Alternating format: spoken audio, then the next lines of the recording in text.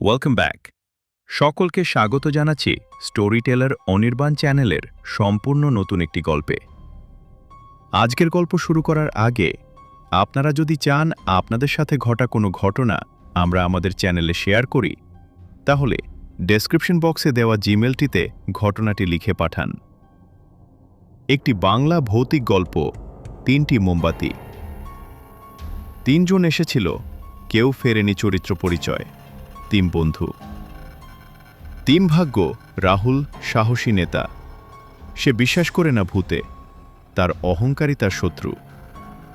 প্রিয়া YouTuber, video করাই তার নেশা, সে চায় ভাইরাল হতে যে কোনো মূল্যে।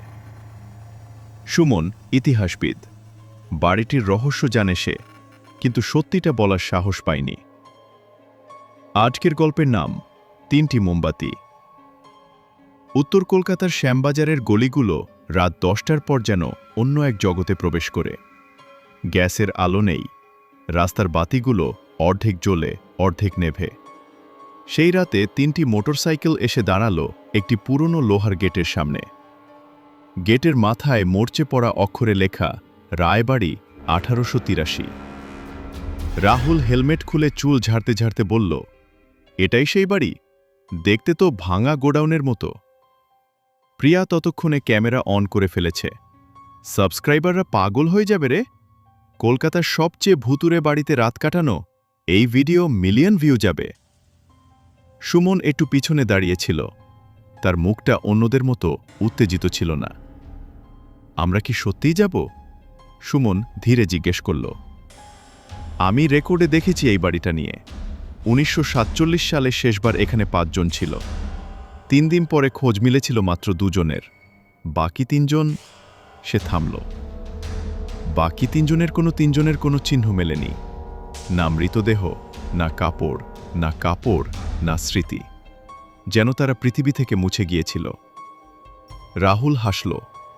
ভূত পেতনিতে বিশ্বাস করিস? সুমন, তুই বড্ড বেশি বই পড়িস। প্রিয়া গেট ঠেলল। পুরনো লোহা কিচকিচ আওয়াজ করে খুলে গেল, আর সেই মুহূর্তে একটা শীতল হাওয়া 3 জনকে ছুঁয়ে গেল। অক্টোবরের উষ্ণ রাতে ভেতরে প্রবেশ। বাড়ির ভেতরে ঢুকতেই মাটির একটা গন্ধ নাকে লাগল, পুরনো, ভেজা এবং আরও একটা কিছু, পোড়া চুলের মতো একটা গন্ধ। প্রিয়া ক্যামেরা ঘুরিয়ে বলল, হ্যালো এভরিওয়ান, আমরা এখন রয়েছি কলকাতার সবচেয়ে রহস্যময় বাড়িতে, রায়বাড়িতে। রাহুল টর্চ জেলে এগিয়ে গেল। দোতলার সিঁড়িটা এখনও অক্ষত, কাঠ পচেনি, ধুলো জমেনি অদ্ভুতভাবে। সুমন সিঁড়ির রেলিং ধরতে গিয়ে হাত সরিয়ে নিল। কাঠটা ঠান্ডা ছিল, বরফের মতো ঠান্ডা। রাহুল, এই সিঁড়িতে উঠিস না, সুমন বলল। রাহুল ততক্ষণে 3টো ধাপ উঠে গেছে। দোতলার একটা ঘরে তারা খুঁজে পেল 3টি মোমবাতি, একটি টেবিলের উপর সমানভাবে সাজানো, যেন কেউ এইমাত্র রেখে গেছে।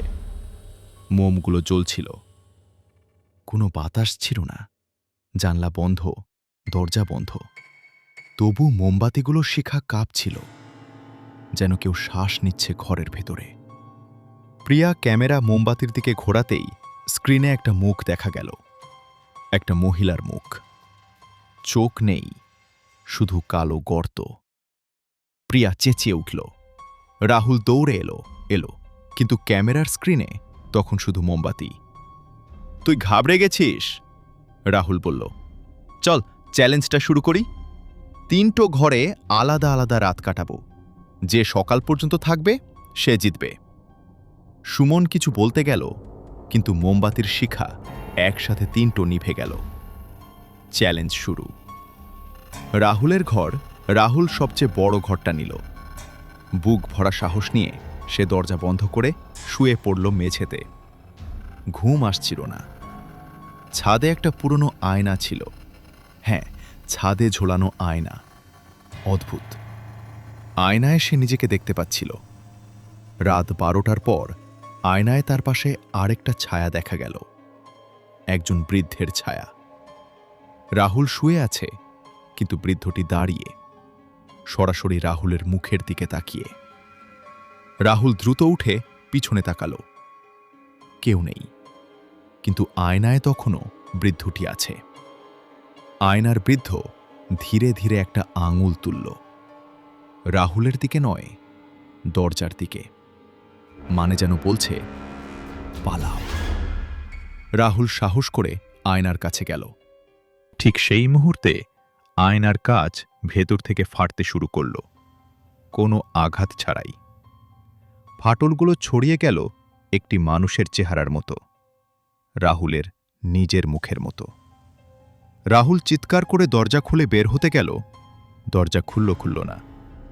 সকালে প্রিয়া এবং সুমন যখন দরজা ভেঙে ঢুকল, রাহুল মেঝেতে বসেছিল, দুই চোখ খোলা, কিন্তু সে কথা বলছে না।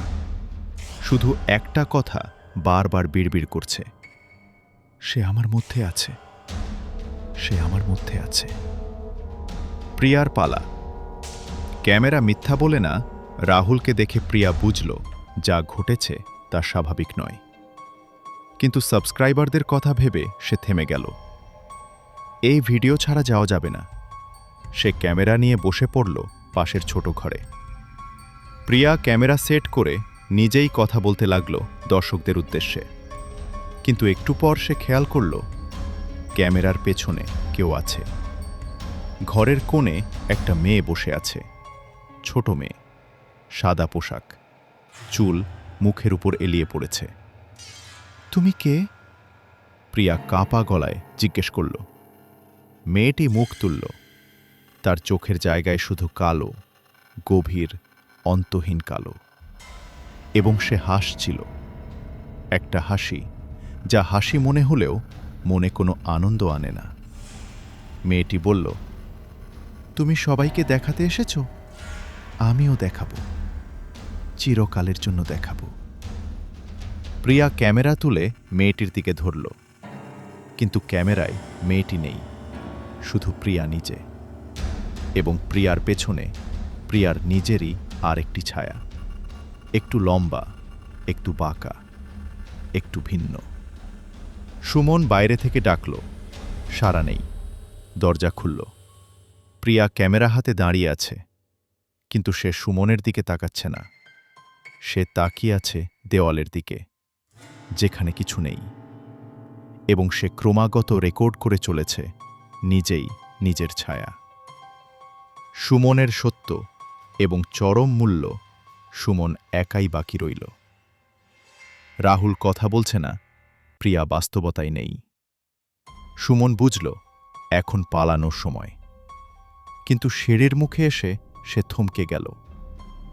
সিঁড়ির নিচে একটা আলো জ্বলছে, মোমবাতির আলো, এবং সেই আলোয় একজন মানুষ বসে আছেন, বৃদ্ধ, সাদা ধুতি পাঞ্জাবি। তিনি সুমনের দিকে তাকালেন। তুমি জানতে? বৃদ্ধ বললেন শান্ত গলায়। তুমি জানতে এই বাড়ির কথা, তারপরও নিয়ে এলে তাদের? সুমন মাথা নামিয়ে নিল। হ্যাঁ, সে জানত। 1883 সালে এই বাড়িতে রায়বাবু তার 3 সন্তানকে নিজের হাতে মেরেছিলেন একটি তান্ত্রিক অনুষ্ঠানে। তারপর থেকে এই বাড়িতে যে 3 জন আসে, তারা রায়বাবুর সন্তানদের জায়গা নেয় চিরকালের জন্য। 3টি মোমবাতি জ্বলে 3টি আত্মা বন্দী হয়। এটাই এই বাড়ির নিয়ম, এটাই এই বাড়ির ক্ষুধা। সুমন দৌড়াল, সিঁড়ি বেয়ে নামল, দরজার কাছে পৌঁছল, লোহার হাতল ধরল, এবং তখনই পেছন থেকে একটা ঠান্ডা হাত তার কাঁধে পড়ল। সুমন পিছনে ফিরল। রাহুল দাঁড়িয়ে, কিন্তু রাহুলের চোখ দুটো কালো। প্রিয়া পাশে, তার চোখও কালো, এবং তারা দুজনেই হাসছে। সেই হাসি, সেই ভয়ানক হাসি। থাকো, তারা একসাথে বলল, একটাই গলায়, বৃদ্ধের গলায়, পরিবার সম্পূর্ণ হোক। পরদিন সকালে রায়বাড়ির সামনে দিয়ে যাওয়া এক রিকশাওয়ালা দেখল বাড়ির দোতলার জানলায় 3টি মোমবাতি জ্বলছে, এবং 3টি মুখ, স্থির, হাসি মুখ, জানলার বাইরে তাকিয়ে। 3টি মোটরসাইকেল গেটের বাইরে পড়ে রইল, আর ভেতরে রায়বাড়ি তার সন্তানদের ফিরে পেল। আজকের গল্পটি এই অবধি।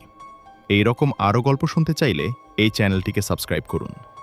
আমরা আবার ফিরে আসব রবিবার রাত 9টার সময় আরও একটি নতুন গল্প নিয়ে।